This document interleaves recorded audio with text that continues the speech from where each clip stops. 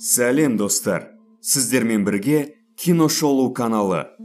Видеоны көрмес бұрын каналымызға тіркеліп, лайк басып қой. Алдағы уақытта сені қызықты видеолармен қуантамыз. Ал ендеше кеттік.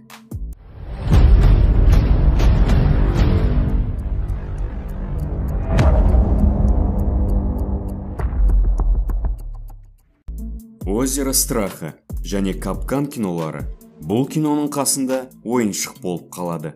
Бүгін сіздерге бассейн киносының негізгі желісін айтатын боламыз. Таиландта түсірілген бұл фильм 2018-де жарыққа шықты.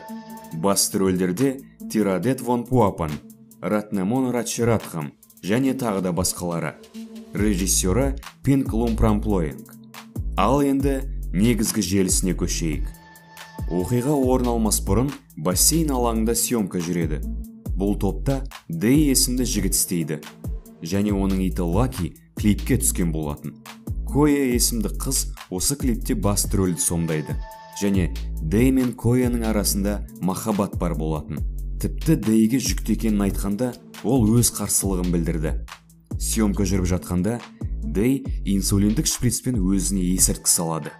Мұның бәрін Коя білетін еді. Түсірілім аяқталып, бәрі өз жөндеріне кетеді. Осы уақытта белгісіз біреу қастандық жасап, бассейн суын төгетін тетікті ашып қояды. Ал бұдан хабарсыз Дэй су бетінде матраста жата береді. Досы, осы Дэйдің сумкасы неге шашылып жатыр деп, жолдан алып қойған кезде шприц пен темекі салынған қорап канализацияға түсіп кетеді. Оны өзі де байқамайды. Досы шетелге кететін болып, ерте шығып кетеді. Дэй оған пиццаға тапсырыс бергізеді. Дэй қиын жұмыс күнінен соң демалмақ болып бассейнде қалады.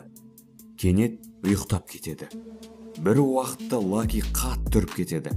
Дэй оянып, жан-жағына қарап еді, су әжептеуір азайып қалған. Қанша әрекет жасаса да шыға алмайды. Кенет телефонына қоңырау түседі. Телефонның вибрациясымен ол суға түсіп кетеді. Қолына телефонды алар еді, бірақ Лаки аяғы тайып бассейнге түсуге сәл қалғанда, оны қарсы бетке жүзіп, Дэй құтқарады. Дэй тереңдігі 6 метрлік бассейннен шықпаққа тырысып еді, бірақ шыға алмады. Дэй халатымен бассейнді бекітпек болып, суға түскен кезінде тапсырыс берген пиццасы келеді. Су астынан көріп тұрған Дэй белдігі канализацияға байланып, тағы да судан шыға алмай қалды. Үмітін үзіп, судың бетіне тынығып алады.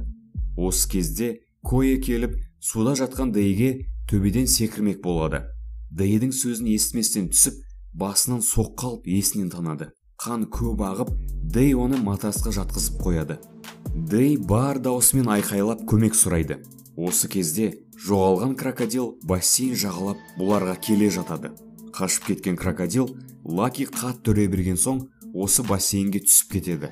Сонымен екінші таң атады. Кояның ыстығы бар, әрі басын таңуды ойлайды. Кеше досы ойнап лақтырған изолентті есіне түсіріп, соны іздейді. Қараса, ұйықтап жатқан крокодил аузында екен. Әзер дегенде алған кезінде крокодил оянып кетеді. Оны бар мысымен, таяғымен қорқытқан еді, крокодил қашып кетеді. Содан Дэй канализация қақпағын аша алмай қояды. Бір кезде Кояның мойнындағы лезбі темірге көзі түсіп, канализация темірін сомен ашады. Қақпағын бір шетке сырып, өзі Кояны әкелуге барғанда, крокодил канализацияға өзі түседі. Оның шыққанын күтіп отырады. Болмаған соң, канализацияға өзі де түседі. Құбырлармен жүріп барса, ол жер құлыптаулы екен. Лаки осы сәтте қатты үріп кетеді. Дэй бар жылдамдығымен артқа қайтады. Сөйтсе, крокодил Кояге жақындап жатқан екен.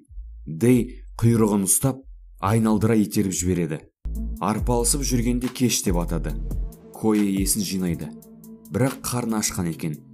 Лаки пиццаны коробкасымен тістеп, жерге лақтырады. Екеуі мәз болып пиццаны жеп, балалары туралы әңгіме айтады. Үшінші күннің таң атады.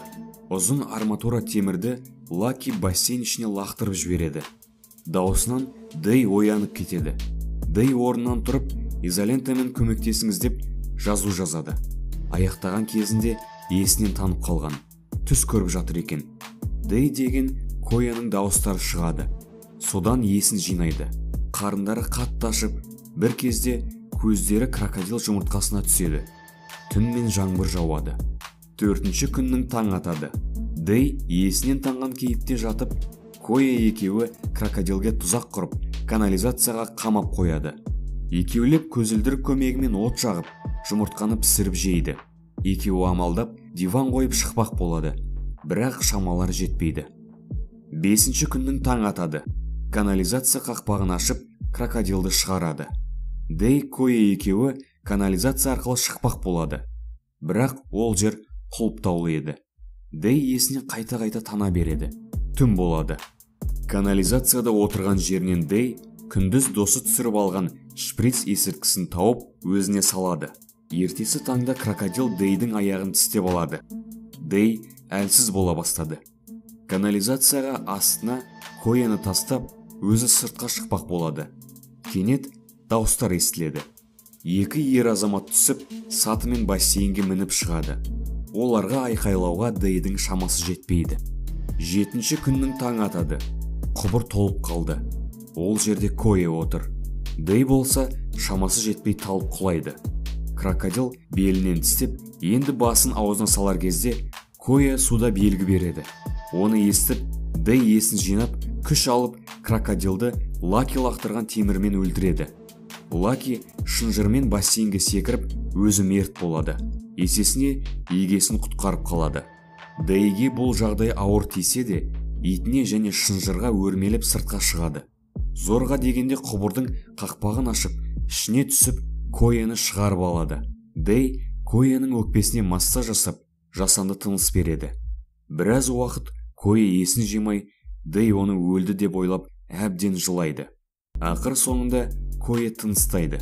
Сүйгеннің оянғанына Дэй қатты қуанады. Солай Коя де, Дэй де аман қалады.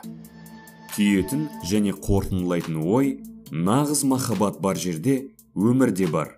Бұл фильмнен сүйіктісінің сөздері арқылы күш алып, тау қопарғандай қиындықты жеңген жігітті байқаймыз. Иә достар, осымен бассейн киносының негізгі желісі тәмам. Сіздерге ұнады ма? Ұнаған болса, көп кідірмей арнаға жазылып, лайк басып, қоңыраушаны шертіп жіберіңіз.